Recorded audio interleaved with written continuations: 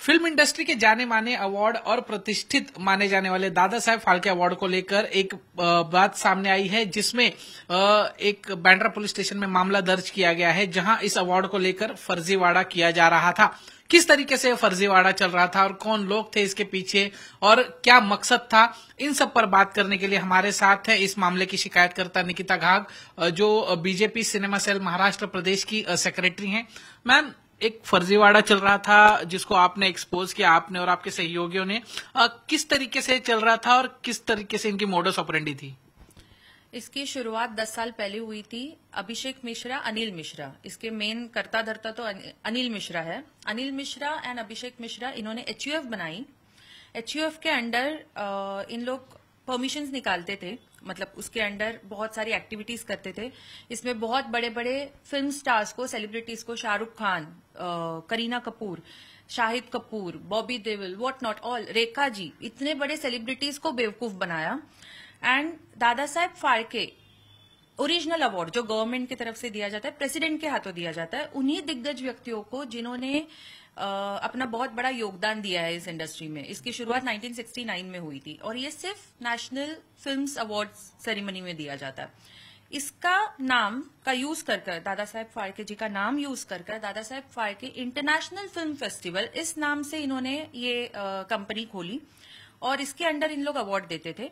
ऐसे तो बहुत लोग दे रहे हैं, उसमें से एक अवार्ड तो मैं भी लेकर बैठी हूँ किसी और की तरफ से, बट मुझे नहीं, तभी आउट ऑफ इनोसेंस मैंने ये अवार्ड लिया था। मुझे तभी भी नहीं पता था कि ऐसे अवार्ड्स मतलब फर्स्ट कॉपी बनकर बिकते हैं मार्केट में या फिर बांटे जाते हैं। तो लेकिन ये किसी और का था। इनका हमसे मतलब हमें इनसे सिर्फ इतना प्रॉब्लम है कि इन्होंने honourable president, honourable prime minister, honourable home minister, honourable finance minister, इन सब के नाम का मिसयूज किया है और गवर्नमेंट के नाम का मिसयूज किया है, क्योंकि उन्होंने लोगों को कहा है कि पीएमओ ऑफिस से, मतलब पीएम खुद, ऑनरेबल पीएम खुद इस अवार्ड को वर्चुअली देखेंगे। अब पीएम का नाम लेंगे तो हर सेलिब्रिटी तो आएगा ही।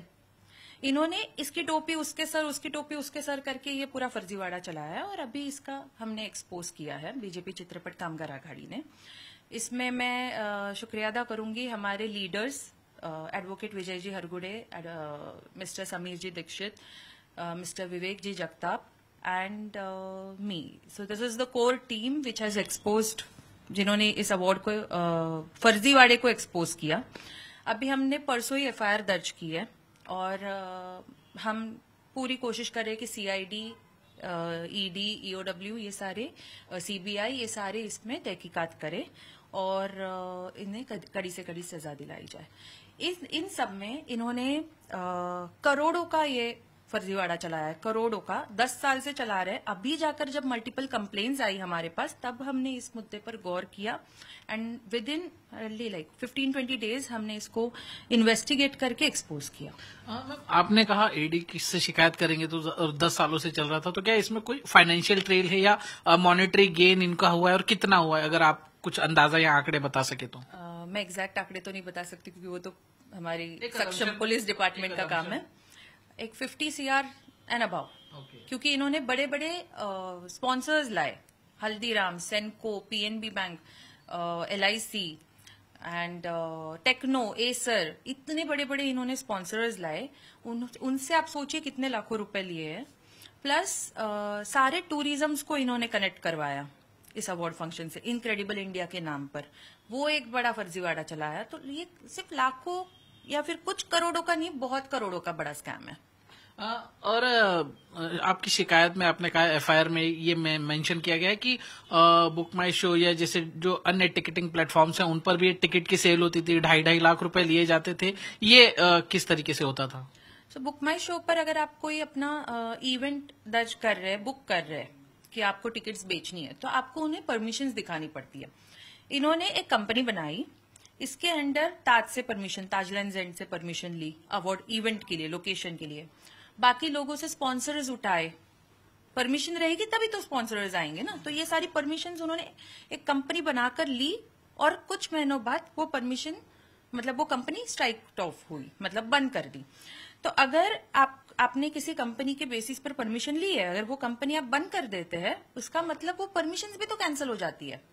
और ये बुक माई शो को आगे आकर, आशीष जी को आगे आकर इस चीज में पार्टिसिपेट करना चाहिए कि आपके बुक माई शो पे इसने 2,50,000 की टिकट बनवाई, बुकिंग प्लेटफॉर्म फी है 20,000, 2,70,000 लोगों से लिए जा रहे हैं।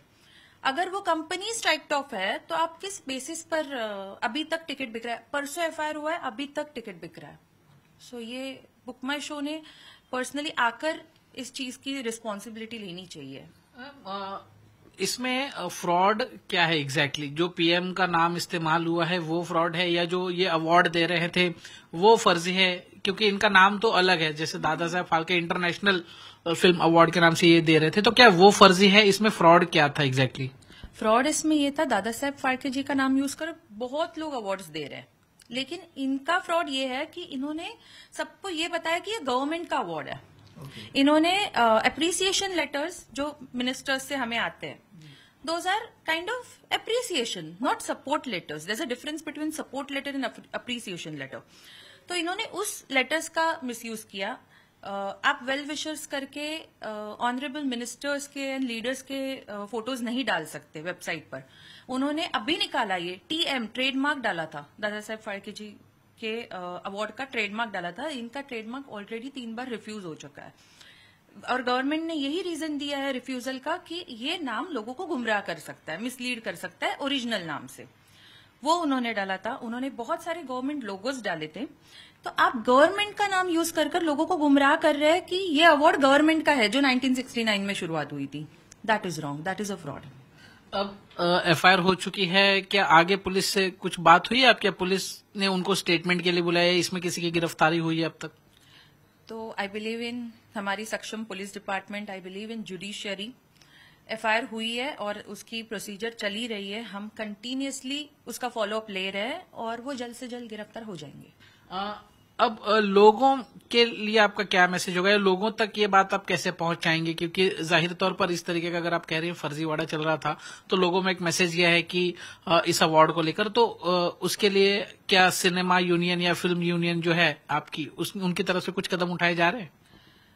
बीजेपी चित्रपट कामगार आघाड़ी की तरफ से मैं आप सबको अपील करती हूँ कि जिसके साथ ये फ्रॉड हुआ है, फाइनेंशियल लॉस हुआ है, आप आइए आगे, हमें कांटेक्ट कीजिए। हम आपको भी आपके पूरी सहायता करने की पूरी कोशिश करेंगे। 100% हम आपको सपोर्ट करेंगे।